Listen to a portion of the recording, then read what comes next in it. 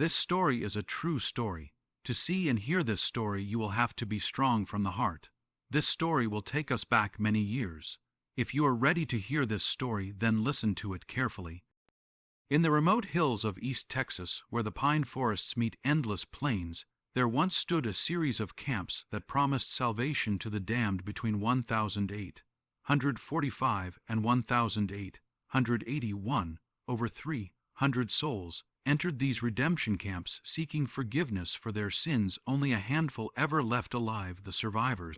Spoke in whispers of purification, rituals so extreme that death seemed merciful by comparison. Federal investigators, who finally breached these camps in 1881, discovered something far more horrifying than religious fanaticism: a secret cemetery containing the remains of nearly 200 victims, each bearing signs of prolonged torture. But what they found in the Damnation family's private ledgers would shake the very foundations of frontier justice and reveal a criminal enterprise so elaborate that it had operated undetected for over 3 decades. Tonight, we uncover the complete story of the most successful serial killers in American frontier history and the twisted salvation they offered to the desperate and damned. Before we continue with the story of the Damnation family and their reign of terror disguised as salvation, let me ask you something. This channel isn't for everyone, only for those brave enough to face the darkest chapters of American history. If you're one of the few who can handle stories like this, hit that subscribe button and let me know in the comments what state you're listening from. The truth we're about to uncover will challenge everything you thought you knew about faith, justice, and the price of redemption on the American frontier. The year was 1845, and Texas had just joined the Union as the 28th state, after nearly a decade as an independent republic. The frontier was a vast lawless expanse where desperate men and women fled from their pasts seeking either redemption or ruin in equal measure. It was a land where a man's word was his bond, where justice often came at the end of a rope, and where religious fervor burned as hot as the summer sun along the dusty trails that connected sparse settlements scattered across hundreds of miles. Word began to spread of 3 brothers who offered something precious to the damned: immediate salvation through purification of the flesh. The Damnation family, preacher Malachi, evangelist Cornelius, and prophet Jebodiah, had arrived in Texas from Arkansas in early 1845, carrying letters of recommendation from various Baptist and Methodist congregations throughout the South. Preacher Malachi Damnation stood 6 feet tall with penetrating gray eyes that seemed to look straight into a man's soul. His black hair was always perfectly groomed, and his voice possessed an otherworldly quality that could make hardened killers weep like children. At 35, he was the eldest and most charismatic of the 3 brothers, capable of delivering sermons that left audiences both terrified and exhilarated. Evangelist Cornelius, 2 years younger, possessed an uncanny ability to read the guilt written on a person's face. He could identify a man's specific sins with such accuracy that many believed he had supernatural powers. His thin frame and hollow cheeks gave him an aesthetic appearance that reinforced his reputation for spiritual insight. Cornelius specialized in what the brothers called confession extraction, getting sinners to reveal their darkest secrets. The youngest brother, prophet Jebodiah, claimed to receive visions directly from the Almighty at 28.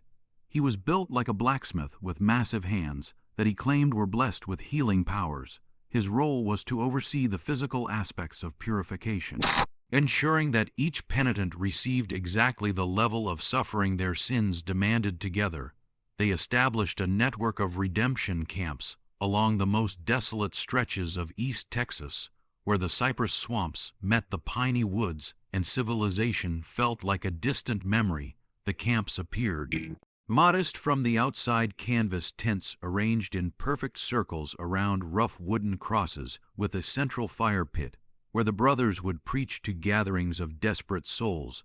The Cleonal was exactly what one would expect on the frontier: cowboys fleeing rustling charges, prostitutes seeking escape from brutal brothel owners, gamblers drowning in insurmountable debt, murderers running from vigilante justice, and deserters from both the Mexican War and various Indian conflicts.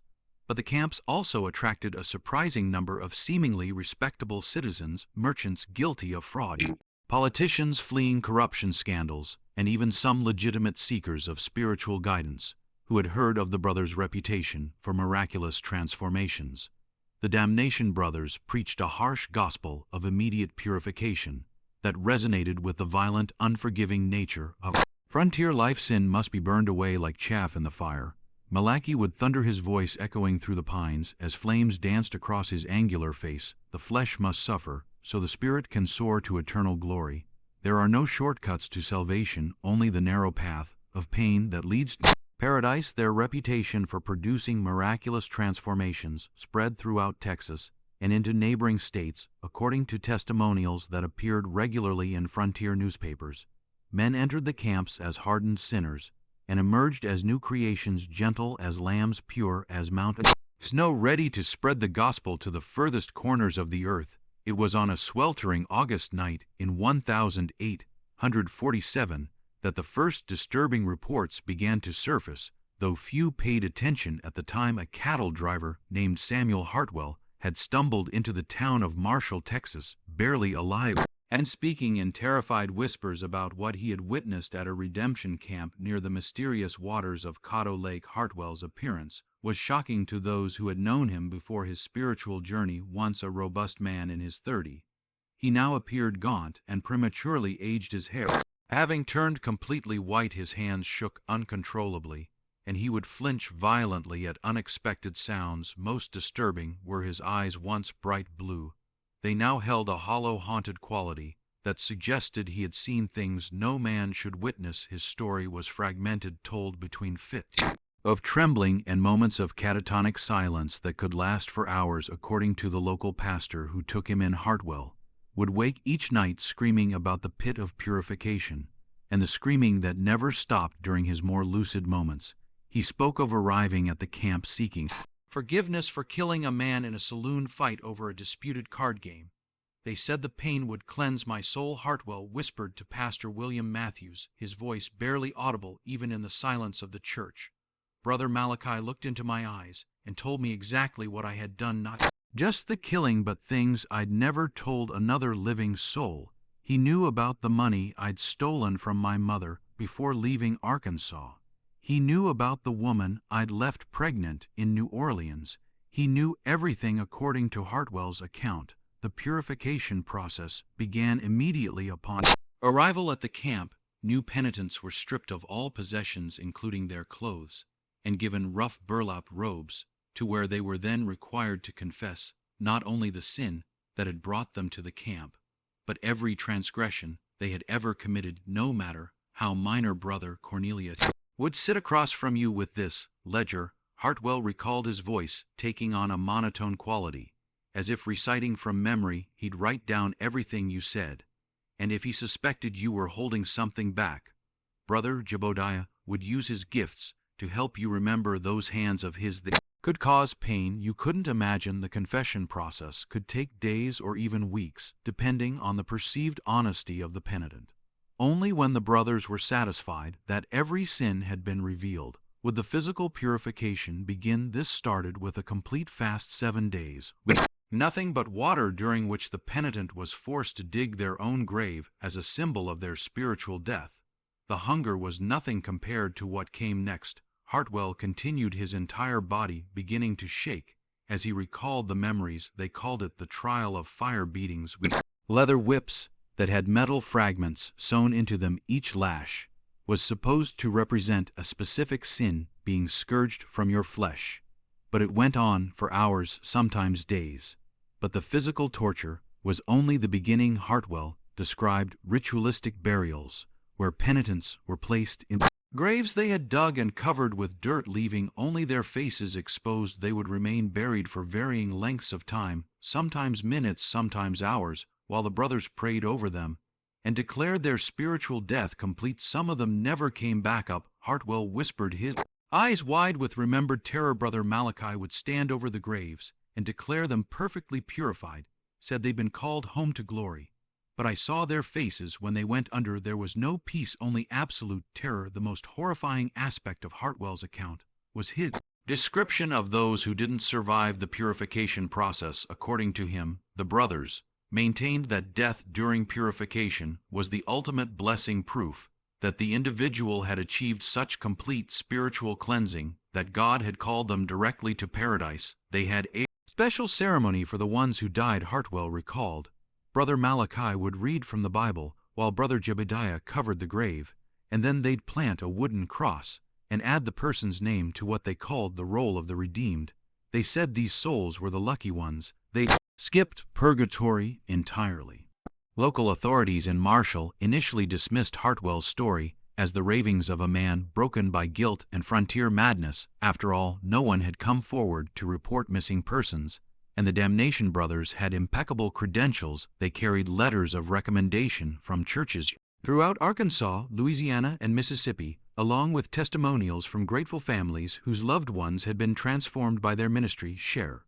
F. Tom Bradley, a practical man who had seen his share of frontier violence, was particularly skeptical. The frontier is full of men running from something, he told Pastor Matthew. Sounds to me like Hartwell got religion the hard way and his mind snapped under the strain. These revival preachers can get pretty enthusiastic, but murder, that's a serious accusation to make without proof. The matter was quietly dropped, and within a month Hartwell himself had disappeared. Some said he'd moved on to California, others claimed he'd returned to Arkansas.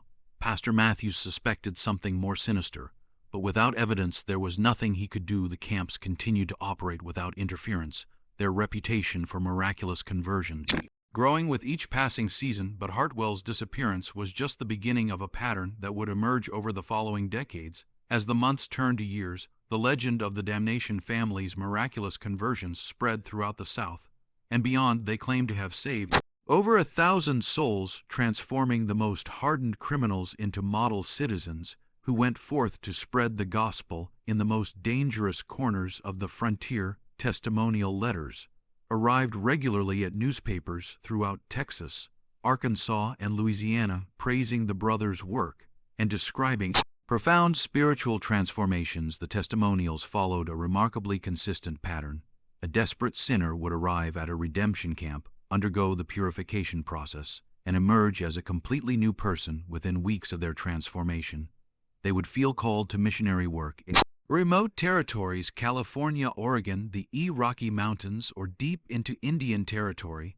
Their final letters to family members spoke of their overwhelming desire to bring salvation to the unreached, often requesting financial support for their evangelical missions. Yet for those who looked closely, there were troubling patterns that suggested all was not as it seemed. The redemption camps moved frequently, never staying in one location for more than 6 months.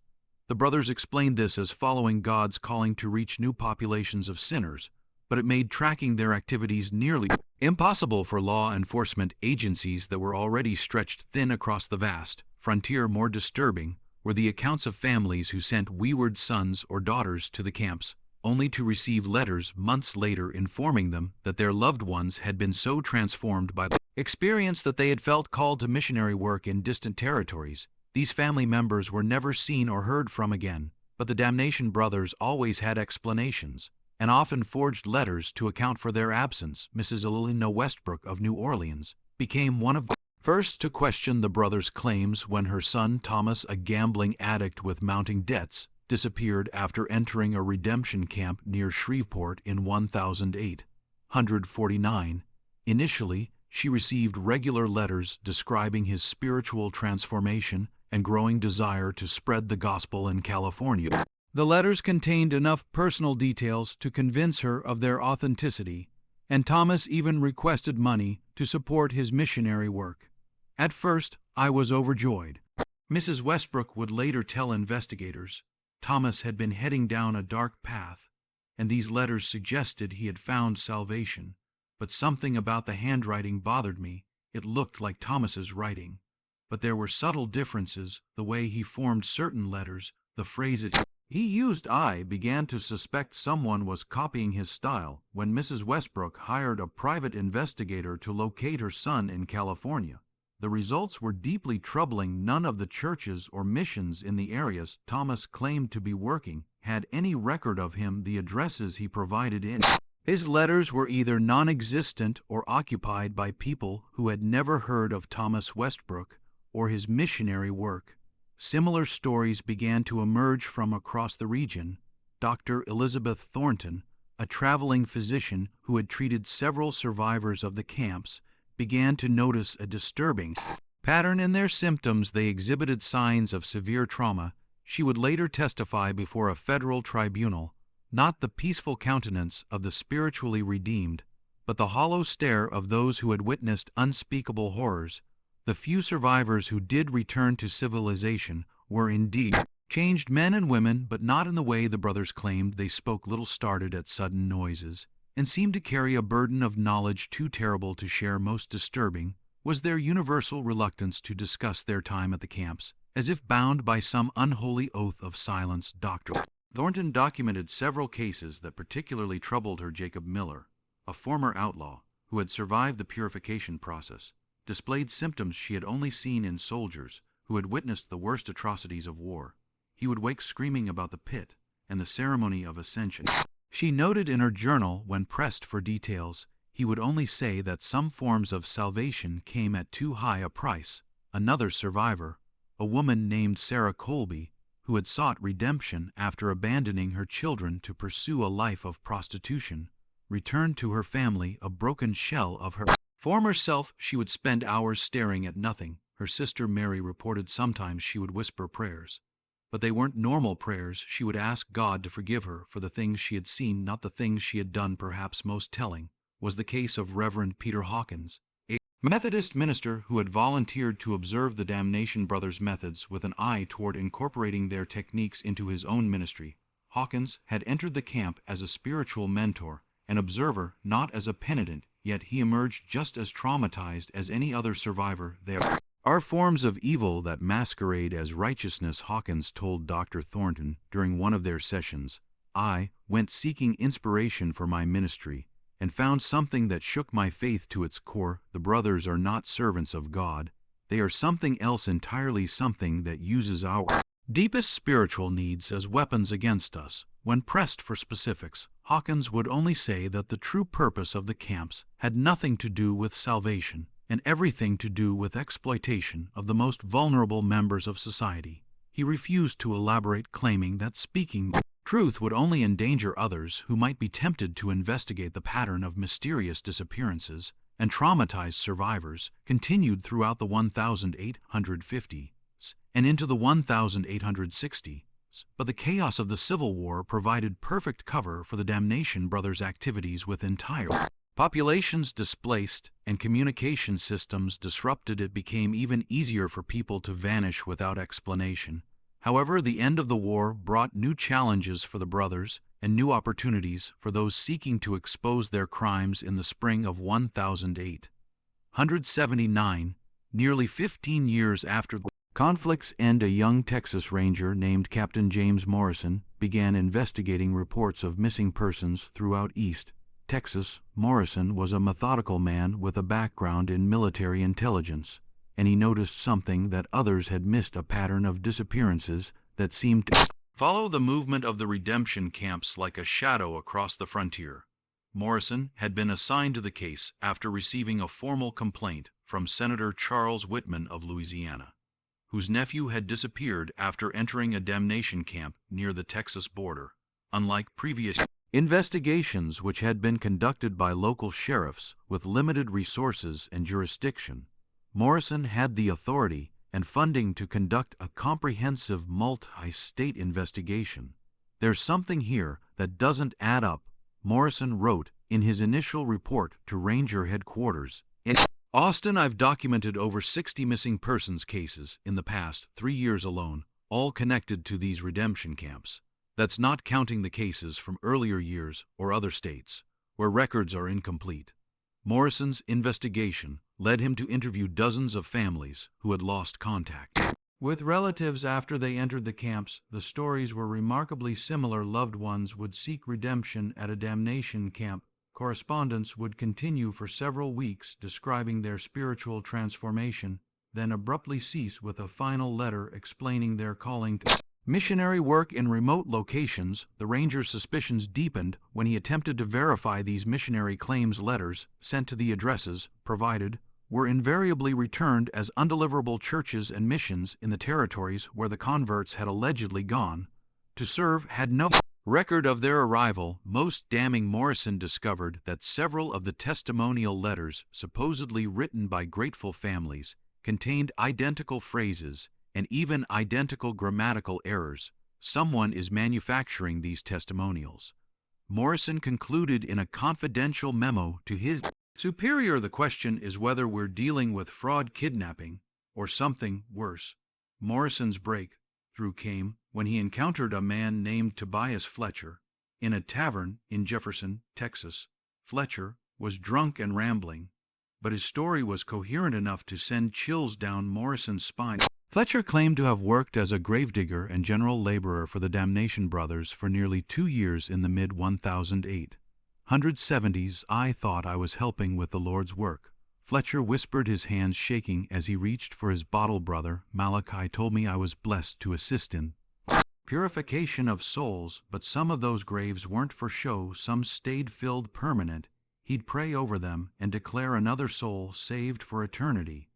But I knew what was really buried down there. According to Fletcher, his duties included not only digging the symbolic graves used in purification rituals, but also disposing of the bodies of those who ascended during purification.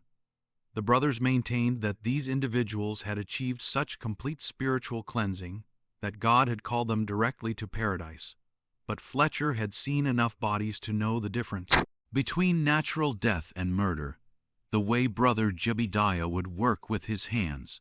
Fletcher continued, his voice dropping to barely above a whisper. He claimed it was healing, but I saw what those hands could do. He could make a man suffer for days without killing him, drawing out every bit of information about family, money, property. Then, when they had everything they needed, he finished the job. Fletcher described a sophisticated operation that went far beyond simple murder. The brothers would extract detailed information about their victims, assets, family connections, and business dealings during the prolonged torture sessions. They would then use this information to forge correspondence with family members, often requesting money for fictional missionary work, while providing plausible explanations for why the missionary couldn't return home or meet in person. The money kept coming. Fletcher revealed families would send funds to support their loved ones' work, spreading the gospel. The brothers had it set up so the money would be forwarded through multiple intermediaries, impossible to trace back to them. Some families kept sending money for years, never knowing their sons and daughters were dead and buried in unmarked graves. When Morrison pressed Fletcher for details about the location of these graves, the man's demeanor changed completely. Terror replaced drunken bravado, and he began looking around the tavern as if expecting the Damnation brothers to materialize from the shadows. They got eyes everywhere. Fletcher stammered, suddenly much more sober than he had appeared moments before. People who asked too many questions about the brothers, they got a way of disappearing too. I shouldn't have said nothing. God help me, I shouldn't have said nothing. Fletcher fled the tavern that night and was never seen again. Some said he'd headed for California. Others claimed he'd been found dead in the swamps near Lake. Morrison suspected the latter, but Fletcher had provided enough information to narrow his search to a specific area near the Louisiana border, where the brothers were reportedly operating their latest camp. The information Fletcher had provided was both valuable and deeply disturbing. Armed with this intelligence and a growing body of evidence, Morrison knew it was time to take decisive action, assembled a small team of trusted rangers, and set out for the region near Cotto Lake, where the Damnation family was reportedly operating their latest camp. The journey took them through some of the most remote and forbidding terrain in Texas, dense forests where the canopy blocked out the sun, and cypress swamps that seemed to swallow sound itself. Morrison's team consisted of 3 other rangers: Sergeant Bill Crawford, a grizzled veteran of Indian wars; Corporal Miguel Santos, a former vaquerero with unmatched tracking skills; and Private David Thompson, a young man whose sharp eyes and steady nerves had earned him a reputation as an exceptional marksman. Each man had been chosen for his discretion as well as his skills. Morrison couldn't risk word of their investigation reaching the wrong ears. As they approached the area, Morrison's team began to notice disturbing signs that suggested something was fundamentally wrong with the region. The local wildlife seemed unusually scarce. Even the insects that normally plagued travelers in humid East Texas climate were noticeably absent. The few settlers they encountered warned them away from the area, speaking of unholy ground and cursed soil, where nothing would grow properly. Ain't nothing natural about that place, warned an old trapper named Ezekiel Marsh, whom they encountered at a trading post near Marshall. Been hunting these woods for 30 years, and I can tell you that land near the lake ain't right. Animals won't go near it, and the few that do come back changed, if they come back at all. Marsh's description of the area matched reports Morrison had gathered from other sources. Multiple witnesses described a section of forest where the trees grew in strange twisted patterns, and where the normal sounds of wildlife fell silent. Some attributed this to Indian burial grounds or other supernatural causes, but Morrison suspected a more mundane explanation. The presence of large quantities of decomposing organic matter could certainly affect local ecosystems. The team made camp several miles from the reported location of redemption site, planning to observe the Damnation brothers' activities before making any move. Morrison's strategy was to gather irrefutable evidence of criminal activity before confronting the brothers directly. He knew that their religious credentials and reputation for good works would make it difficult to convince a jury without overwhelming proof of wrongdoing. On their first night, the Rangers heard distant sounds that confirmed their worst suspicions. Carried on the night wind from the direction of the camp came the unmistakable sounds of human suffering, screaming, pleading, and what sounded like religious chanting in languages none of them recognized. It was the cry of someone in physical pain. Morrison would later write in his official report, it was the sound of a soul in absolute torment, pleading for mercy that would never come. The worst part was how it would stop abruptly, then start again hours later, as if the suffering was being deliberately prolonged. The screaming continued intermittently throughout the night, sometimes accompanied by the sound of digging and what appeared to be some form of ritual ceremony.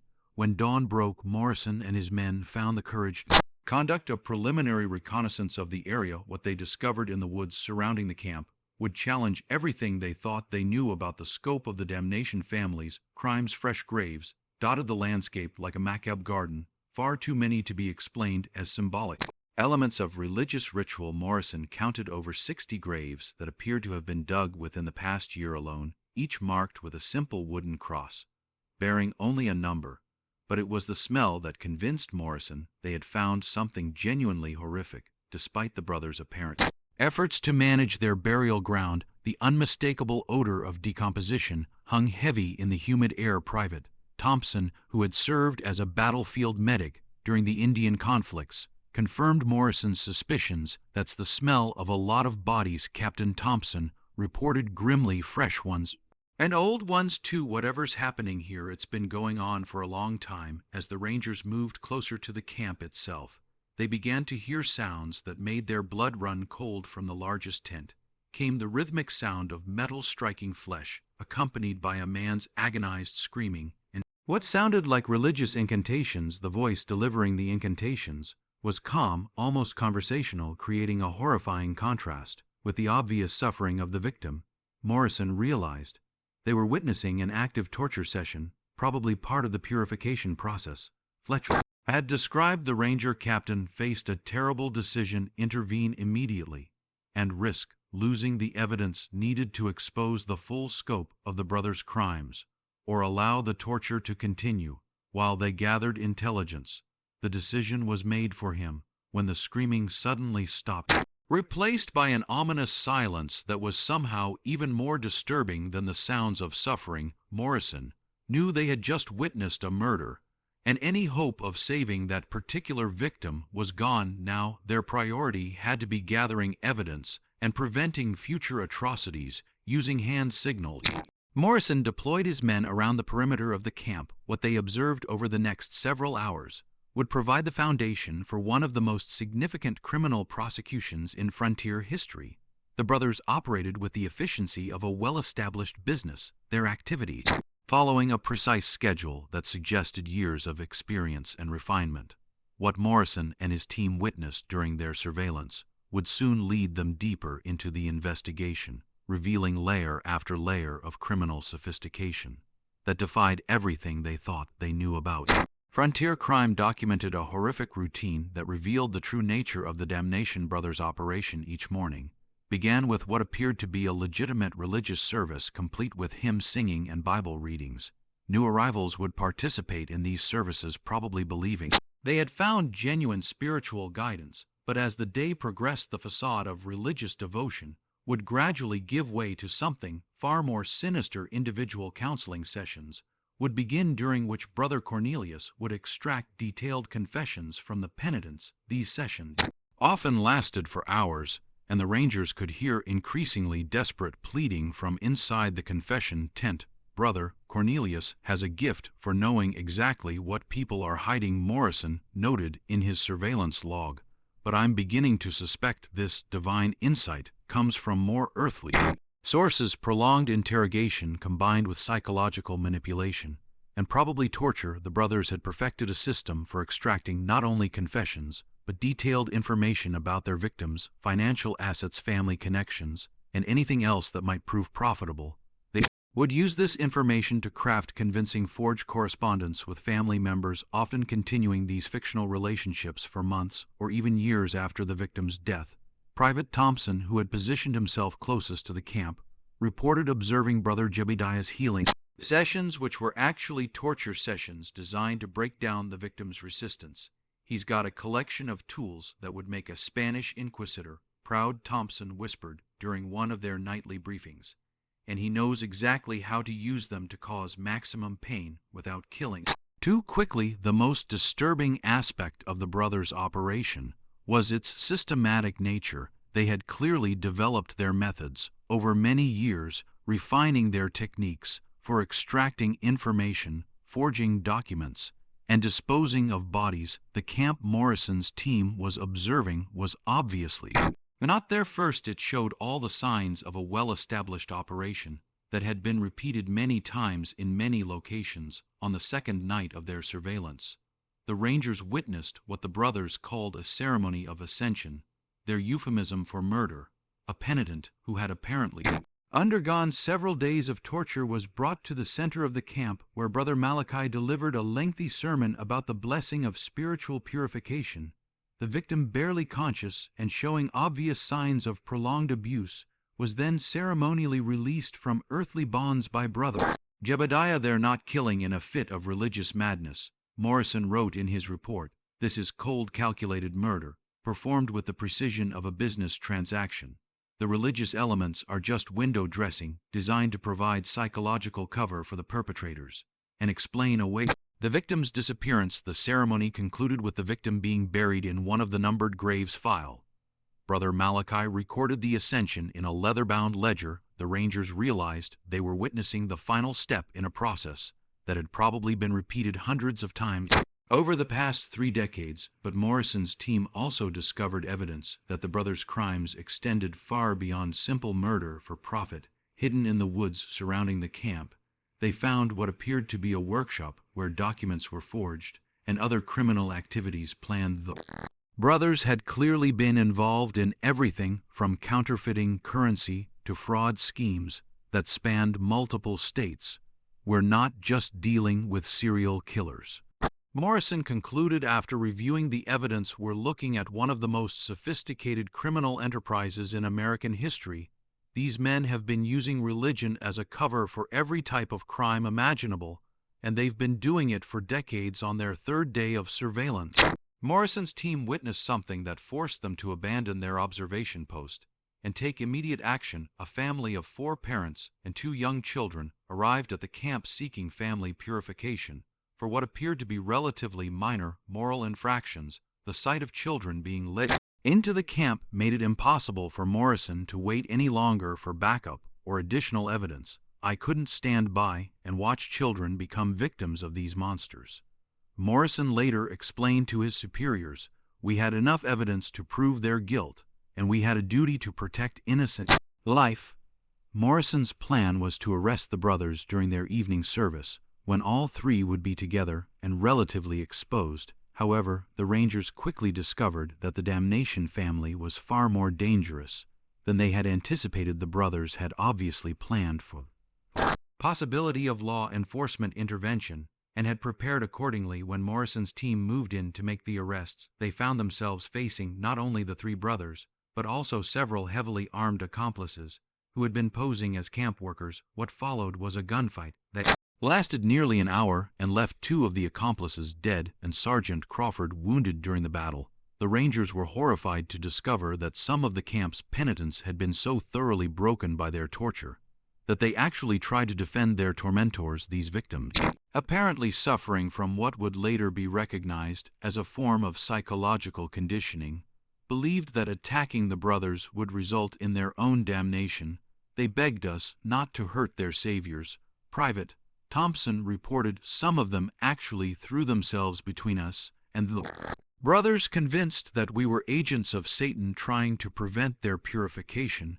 It was the most disturbing thing I've ever witnessed. The brothers themselves proved to be formidable opponents.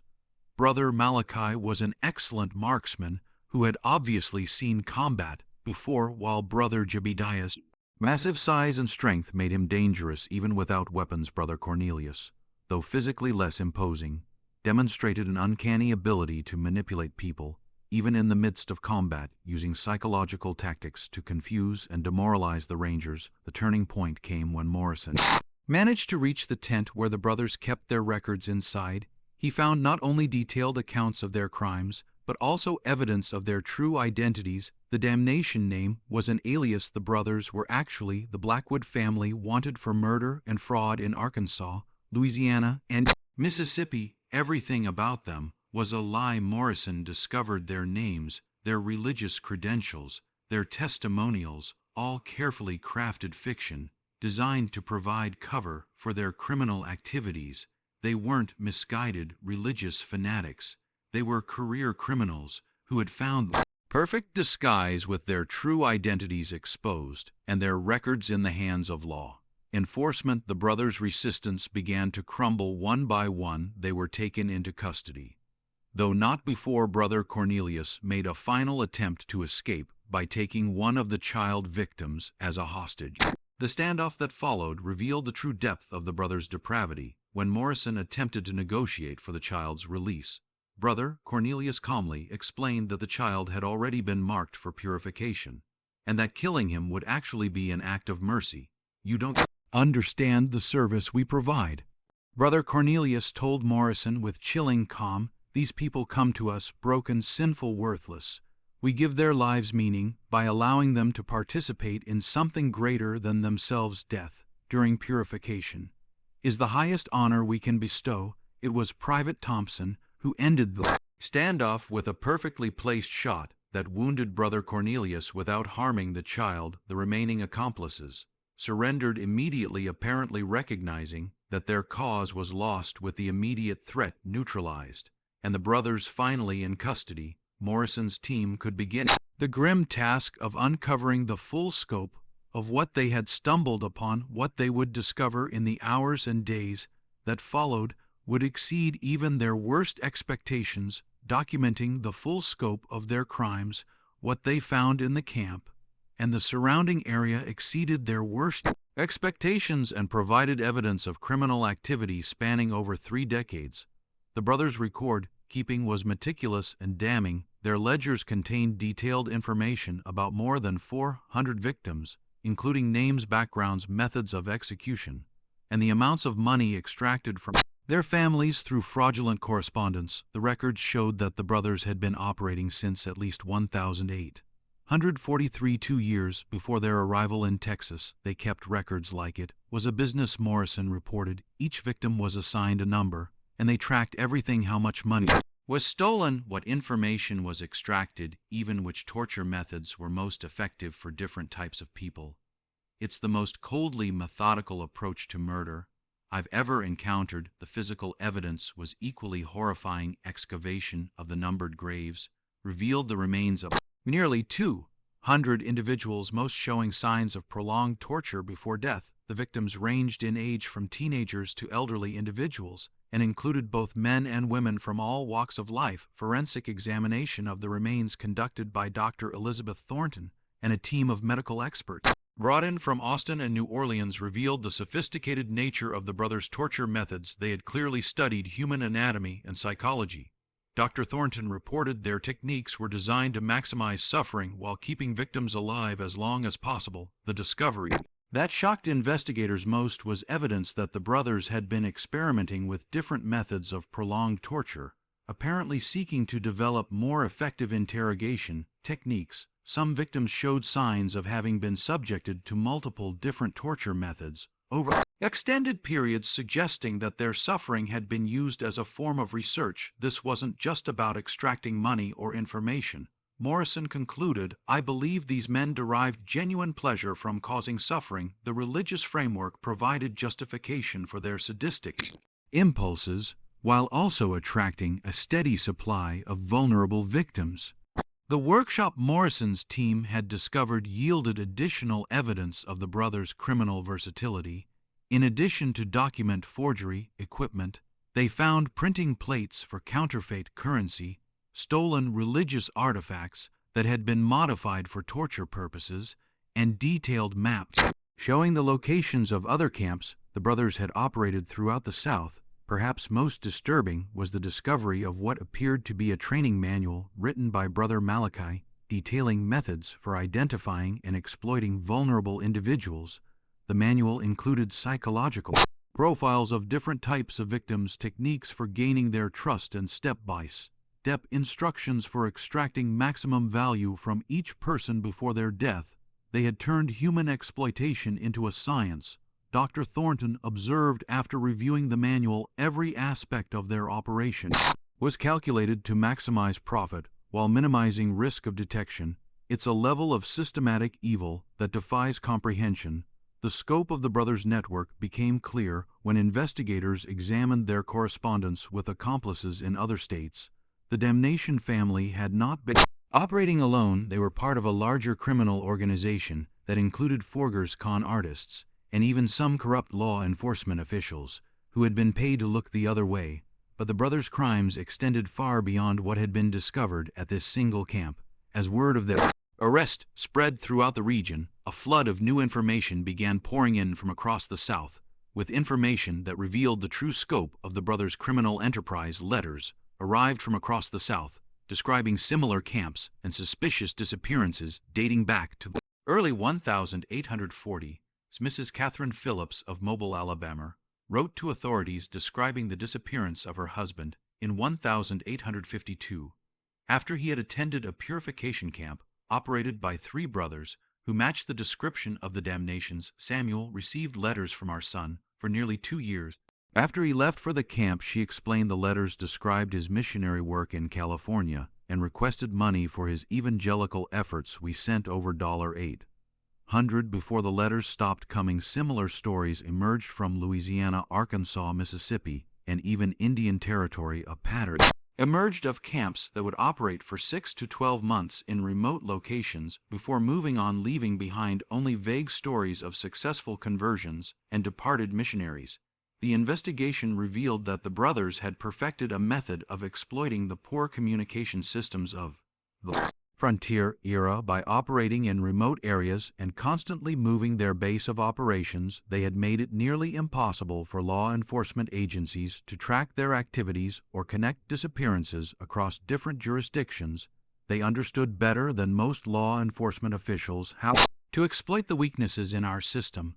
Morrison noted in his final report, they chose their locations carefully, targeting areas where local authorities were overwhelmed or corrupt, and they moved on before anyone could build a case against them. The brothers had also cultivated relationships with corrupt officials who provided them with advanced warning of investigations and helped them establish their false credentials. Several sheriffs, judges, and even some ministers were ultimately implicated in the conspiracy, having accepted bribes to provide testimonials or look the other way when suspicious activities were reported. The financial scope of the fraud was staggering. Investigators estimated that the brothers had extracted over $50,000 from victims' families through their fraudulent missionary correspondence scheme, an enormous sum for the time that represented the life savings of hundreds of families. But the psychological damage extended far beyond financial loss. Families across the South had spent years believing their loved ones were performing noble work, spreading the gospel, only to discover that they had been murdered within days or weeks of entering the camps. Revelation destroyed not only individual families but entire communities that had taken pride in supporting what they believed was important missionary work. Do you believe humans are capable of such calculated evil? The Damnation brothers' crimes force us to confront uncomfortable questions about the nature of evil itself. Share your thoughts in the comments. And if this story has gripped you like it has thousands of others, hit that like button and subscribe for more dark mysteries from America's past. Now let's continue with the brothers' final reckoning, the mounting evidence and public outcry for justice meant that the legal proceedings against the Damnation brothers would become one of the most closely watched trials in frontier history, and quickly became one of the most sensational criminal proceedings in Texas history. The courthouse was packed daily with spectators, reporters, and family members of victims who had traveled from across the South to witness justice. The prosecution, led by District Attorney Robert Maxwell, faced the challenging task of presenting evidence of crimes that had occurred over nearly 4 decades and across multiple states. The case was complicated by the fact that many potential witnesses had been murdered, and much of the evidence consisted of the brothers' own meticulous records. Gentlemen of the jury, Maxwell declared in his opening statement, "You are about to hear evidence of crimes so heinous, so systematically evil, that they challenge all fundamental beliefs about human nature. The defendants have masqueraded as servants of God, while serving only their own twisted desires for wealth and power."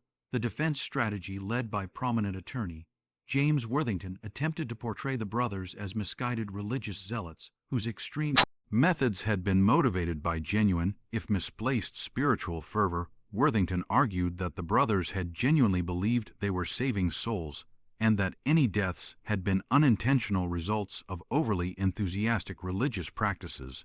"My clients are guilty of excessive zeal, perhaps even criminal negligence," Worthington argued, "but they are not the cold-blooded killers the prosecution would have you believe. They are men who became so consumed with their mission to save souls that they lost sight of the limits of earthly authority." This defense strategy quickly crumbled when the prosecution began presenting testimony from survivors and reading excerpts from the brothers' own records.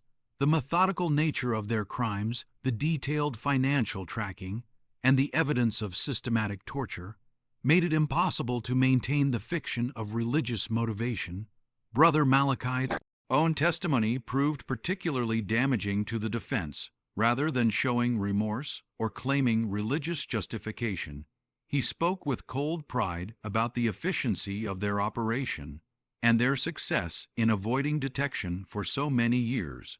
"We provided a service that society needed but was unwilling to acknowledge," Malachi testified with chilling calm. "The frontier is full of broken people who have no purpose, no value, no hope. We gave their meaningless lives meaning by allowing them to contribute to something greater than themselves." When asked by the prosecution to explain the torture and murder, Malachi's response shocked even the experienced court reporter's. "Death is inevitable for all men. We simply made sure that these particular deaths served a useful purpose. The money we extracted supported important work that these individuals could never have accomplished on their own." Brother Cornelius proved equally unrepentant during his testimony. He described in detail his methods for extracting confessions and financial information, speaking as if he were explaining a successful business model, rather than confessing to torture and murder. "People want to confess," he explained. "Matter-of-factly, they carry guilt that poisons their souls, and they are grateful for the opportunity to unburden themselves. My gift was simply knowing how to help them overcome their natural reluctance to tell the complete truth." Brother Jebediah's testimony was perhaps the most disturbing, as he described his torture methods with the enthusiasm of a craftsman discussing his trade. "Pain is a teacher," he explained. "It strips away pretense and reveals truth. My hands were blessed with the ability to apply exactly the right amount of pressure to achieve the desired result." The prosecution's case was bolstered by testimony from Dr. Elizabeth Thornton, who provided expert medical testimony about the victim's injuries and the sophisticated nature of the torture methods used. These men had clearly studied human anatomy and psychology. She testified their methods were designed to maximize suffering while keeping victims alive as long as possible, the work of experts, not religious fanatics. The most powerful testimony came from the handful of survivors who had lived through the brothers' purification process. These witnesses provided first-hand accounts of the torture, psychological manipulation, and systematic murder they had witnessed during their time in the camps. Samuel Hartwell, the cattle driver whose 1,847 testimony had first raised suspicions about the camps, was brought back to testify despite his obvious psychological trauma.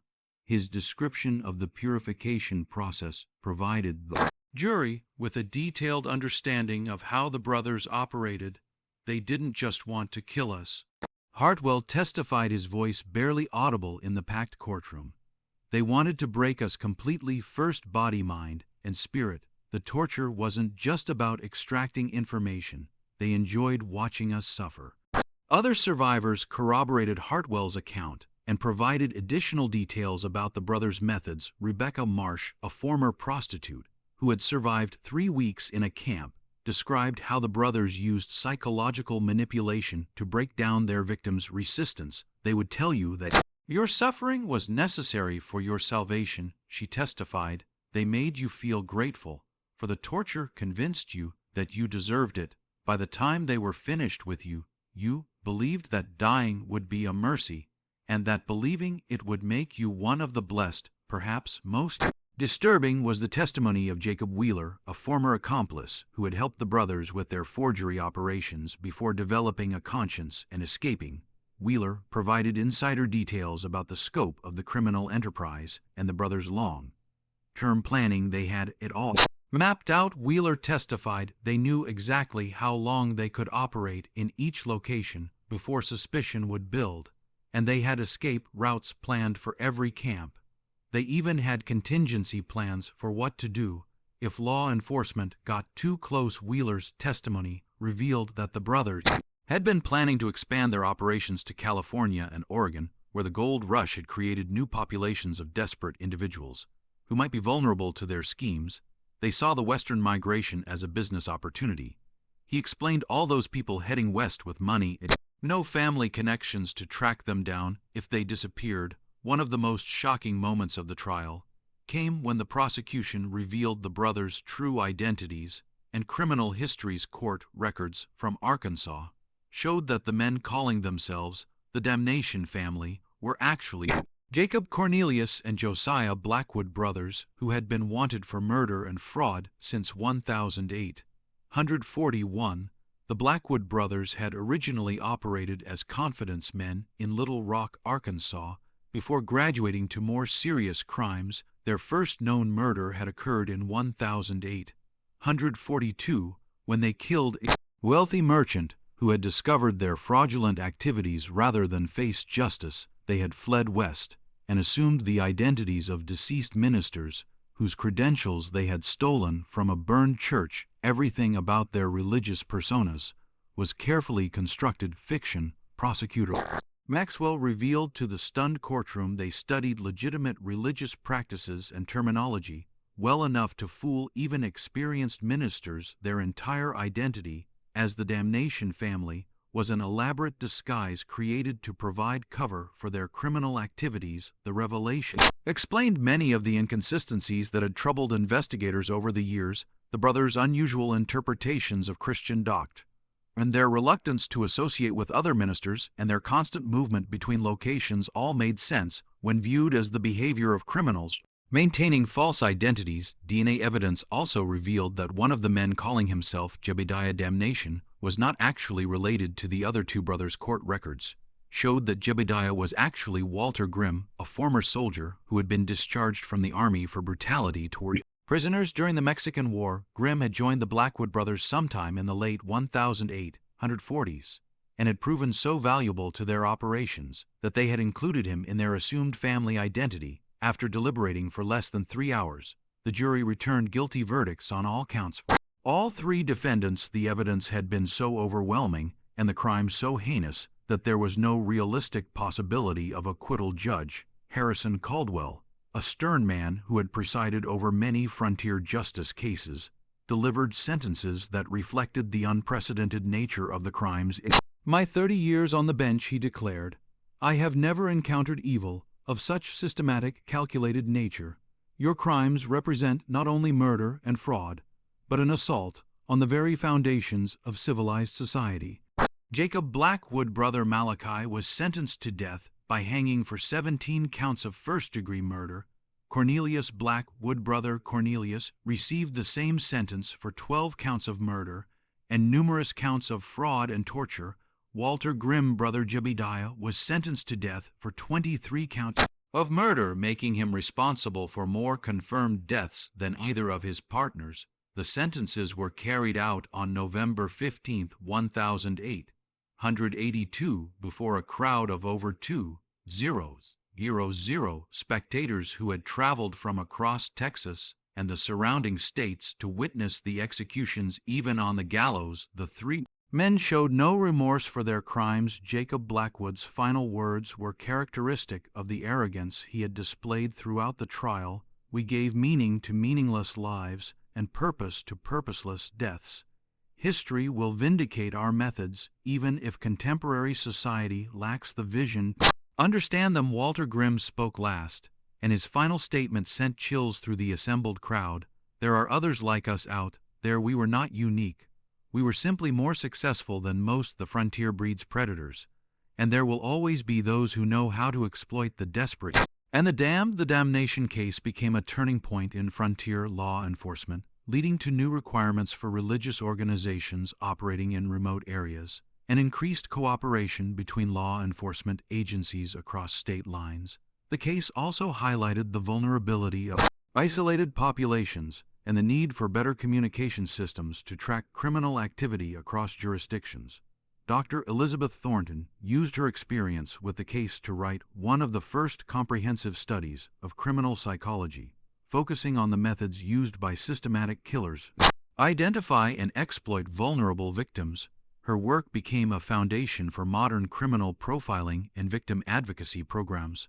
The financial impact of the brothers' crimes extended far beyond their immediate victims. Families across the South, who had been sending money to support fictional missionary work, found themselves financially ruined. Several communities that had taken pride in supporting what they believed was important evangelical work were left devastated by the revelation that their contributions had been funding murder and torture. Captain James Morrison was promoted to major and placed in charge of a new multi-state task force designed to investigate criminal organizations operating across state lines.